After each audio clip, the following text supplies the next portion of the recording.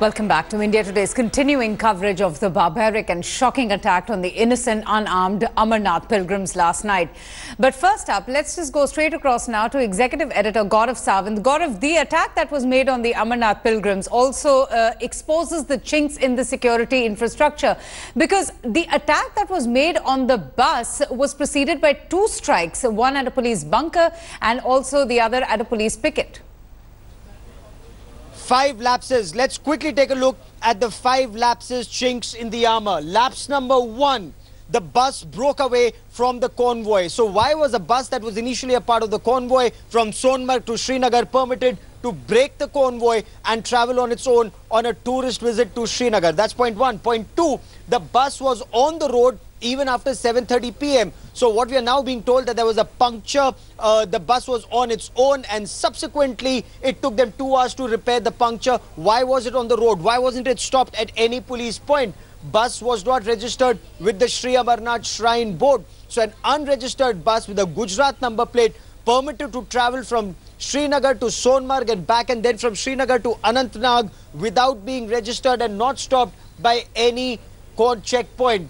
Police turned a blind eye to this Gujarat registered bus, and that is the Jammu and Kashmir police and the CRPF at various checkpoints. Despite road opening party being withdrawn, why was this bus permitted to proceed? And finally, on the 25th of June, terrorists had issued a warning that they will target the Amarnath Yatra. Security was in place. Despite security being in place, one bus did not follow norms, and that is why this bus was targeted. Goes on to show the intelligence inputs that are made available to terrorists and the lapses by the security forces who are fighting these terrorists. Right, Gaurav, thanks so much. In fact, we also have a reaction coming in from the Deputy Chief Minister of the state of Jammu and Kashmir, Dr. Nirmal Singh, and this is what he had to say. We are looking into it. Definitely, we admit that it was a lapse, but we are finding it out, we are inquiring into it, and ultimately the action shall be taken wherever there is a lapse. We are not taking any risk, we are not taking any chance. I can assure the people that so far as Yatra is concerned, the security measures, they are foolproof. More than 30 to 40,000 people, they are on the job. It's army, it's our security personnel, it's our Jammu Kashmir police, and we are not taking any risk. But I advise the people who come for Yatra, please don't violate the security measures. They should cooperate, because large number of people, they come without registering themselves, and they come on their own, and they start going back without informing the police. So they must cooperate. But despite that cowardly attack on the Amarnath pilgrims and their bus, the Yatra has not been disrupted. 12 hours after the attack, the Amarnath Yatra finally resumed amid tight security. A fresh batch of pilgrims have already left for the Amarnath Yatra. Now, intelligence sources have told India Today that 3 to 5 Lashkar terrorists are involved in the terrorist attack that took place last night. Ismail of the Lashkar-e-Taiba from Pakistan was heading this group. President Pranab Mukherjee, the Prime Minister and the Chief Minister have together condemned the horrific attack along with other political leaders. The Home Minister Rajnath Singh has even called for a high-level meeting. According to sources, it's going to be attended by the Home Secretary, the National Security Advisor, DG CRPF will be all present at this important meeting. And all other security agencies, including the intelligence chiefs, will also be attending the meeting. Jammu and Kashmir Governor and the chairman of who's also the chairman of the Amarnath Shrine Board has called for a high-level security meet at Raj Bhavan. Sources said that the governor has also called all heads of security agencies, including the Army Corps Commander and the DGP Police, Dr. SP Vaid, in the meeting to review the entire security cover that will now be provided to the Amarnath pilgrims after last night's attack. A helicopter has already been sent by the Ministry of Home Affairs to airlift the bodies of those killed in the Amarnath terror attack.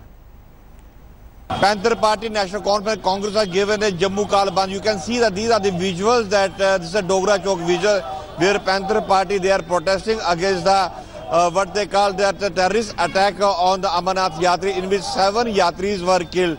And these people, they have blocked this Dogra Chowk area, and they have burned a tire and they are protesting against the BJP-PDP government. They are demanding that governor rule should be imposed and the government should be dismissed immediately, because they could not give the security to the Amarnath Yatris, and when the additional forces were deployed on the Yatra route from Jammu to Srinagar. That is the reason these all parties, they are protesting, opposition party are demanding that governor rule should be imposed immediately, because the Yatris are not safe during these time.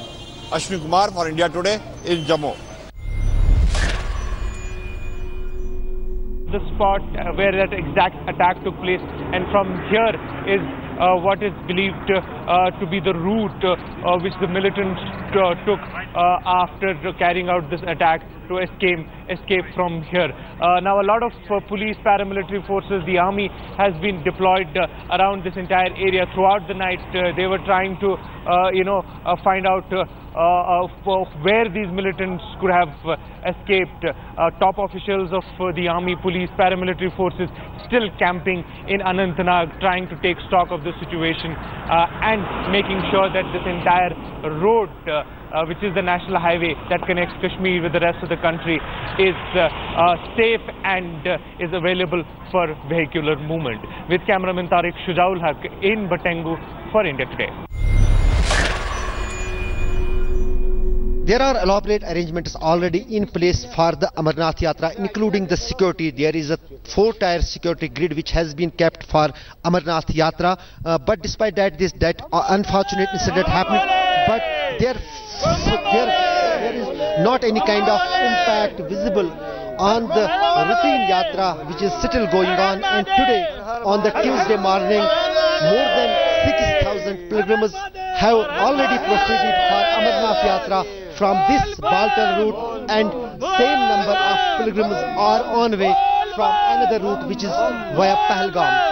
And the authorities as well as the security agencies deployed here on the Amarnath Yatra are sure that this kind of excitement among the pilgrims will continue in coming days too.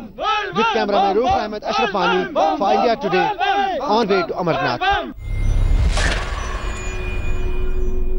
The travel agency, the bus that met the terror attack, was initially registered in the name of some Sai Om Travels in Banaskantha, but now it is registered in the name of Om Travels in Valsad. So 61 people had travelled along with that, but the big question that is being raised is that the bus wasn't registered with the Amarnath Shrine Board, and how did it make through the entire Yatra? So were there some lacunas in part of that, and whether several Yatras in the past were also conducted by the Om Travels is now what will be a part of the crucial investigations.